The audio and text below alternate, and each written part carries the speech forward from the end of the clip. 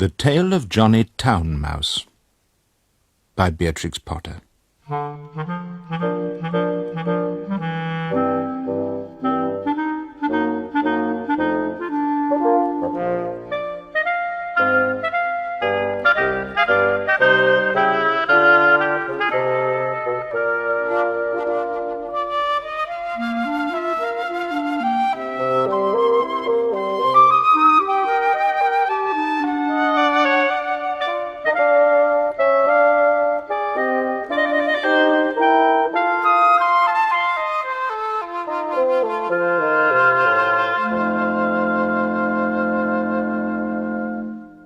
Johnny Town Mouse was born in a cupboard. Timmy Willy was born in a garden. Timmy Willy was a little country mouse who went to town by mistake in a hamper. The gardener sent vegetables to town once a week by carrier. He packed them in a big hamper. The gardener left the hamper by the garden gate so that the carrier could pick it up when he passed. Timmy Willy crept in through a hole in the wickerwork, and after eating some peas, Timmy Willy fell fast asleep.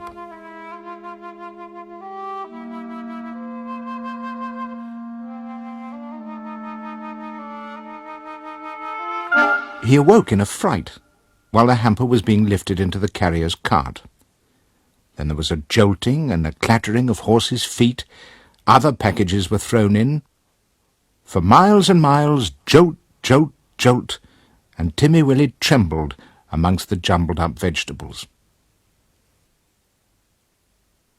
At last, the cart stopped at a house, where the hamper was taken out, carried in, and set down. The cook gave the carrier sixpence, the back door banged, and the cart rumbled away. But there was no quiet. There seemed to be hundreds of carts passing. Dogs barked, boys whistled in the street, the cook laughed, the parlour-maid ran up and down stairs, and a canary sang like a steam engine. Timmy Willy, who had lived all his life in a garden, was almost frightened to death. Presently the cook opened the hamper and began to unpack the vegetables. Out sprang the terrified Timmy Willy. Up jumped the cook on a chair, exclaiming, "A mouse! A mouse! Call the cat! Fetch me the poker, Sarah!" Timmy Willy did not wait for Sarah with the poker. He rushed along the skirting board till he came to a little hole, and in he popped. He dropped half a foot and crashed into the middle of a mouse dinner party, breaking 3 glasses. "Who in the world is this?" inquired Johnny Town Mouse. But after the first exclamation of surprise, he instantly recovered his manners. With the utmost politeness, he introduced Timmy Willy to 9 other mice, all with long tails and white neckties. Timmy Willy's own tail was insignificant. Johnny Town Mouse and his friends noticed it, but they were too well-bred to make personal remarks. Only one of them asked Timmy Willy if he had ever been in a trap. The dinner was of 8 courses, not much of anything, but truly elegant. All the dishes were unknown to Timmy Willy, who would have been a little afraid of tasting them, only he was very hungry and very anxious to behave with company manners. The continual noise upstairs made him so nervous that he dropped a plate. "Never mind, they don't belong to us," said Johnny. "Why don't those youngsters come back with the dessert?" It should be explained that 2 young mice, who were waiting on the others, went skirmishing upstairs to the kitchen between courses. Several times they'd come tumbling in, squeaking and laughing. Timmy Willy learnt with horror that they were being chased by the cat.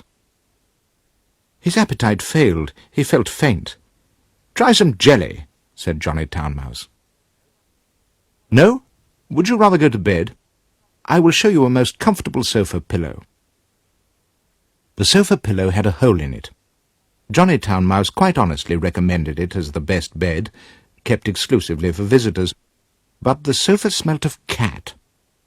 Timmy Willy preferred to spend a miserable night under the fender. It was just the same next day. An excellent breakfast was provided for mice accustomed to eat bacon, but Timmy Willy had been reared on roots and salad. Johnny Town Mouse and his friends racketed about under the floors and came boldly out all over the house in the evening. One particularly loud crash had been caused by Sarah tumbling downstairs with the tea-tray. There were crumbs and sugar and smears of jam to be collected, in spite of the cat. Timmy Willy longed to be at home in his peaceful nest in a sunny bank. The food disagreed with him, the noise prevented him from sleeping. In a few days he grew so thin that Johnny Town Mouse noticed it and questioned him. He listened to Timmy Willy's story and inquired about the garden. "It sounds rather a dull place. What do you do when it rains?" "When it rains, I sit in my little sandy burrow and shell corn and seeds from my autumn store. I peep out at the throstles and blackbirds on the lawn and my friend Cock Robin. And when the sun comes out again, you should see my garden and the flowers. Roses and pinks and pansies, no noise except the birds and bees and the lambs in the meadows." "There goes that cat again," exclaimed Johnny Town Mouse. When they had taken refuge in the coal cellar, he resumed the conversation. "I confess I am a little disappointed. We have endeavoured to entertain you, Timothy William."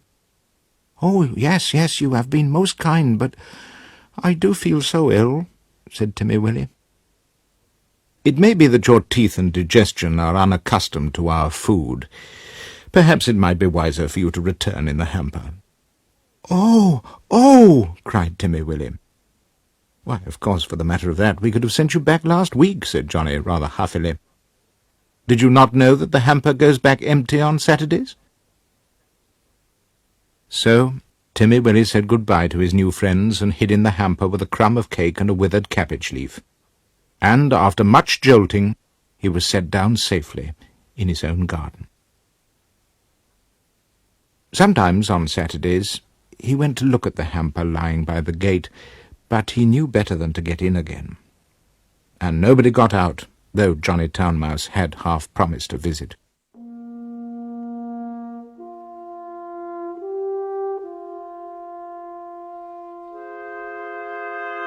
The winter passed, the sun came out again. Timmy Willy sat by his burrow, warming his little fur coat and sniffing the smell of violets and spring grass. He had nearly forgotten his visit to town. When up the sandy path, all spick and span, with a brown leather bag, came Johnny Town Mouse. Timmy Willy received him with open arms. "You have come at the best of all the year. We will have herb pudding and sit in the sun." It is a little damp," said Johnny Town Mouse, who was carrying his tail under his arm out of the mud. "What is that fearful noise?" He started violently. "That?" said Timmy Willy.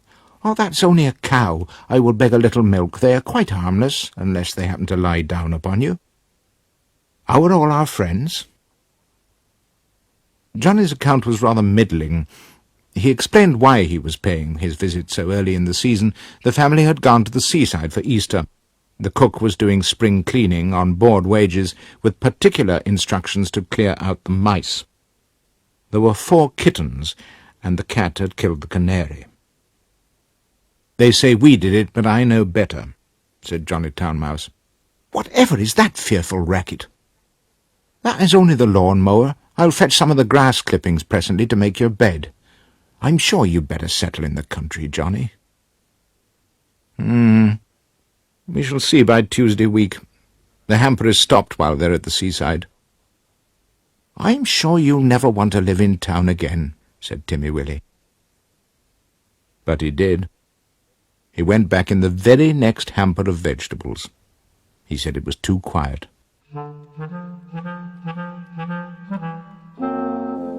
One place suits one person, another place suits another person. For my part, I prefer to live in the country, like Timmy Willy. The end.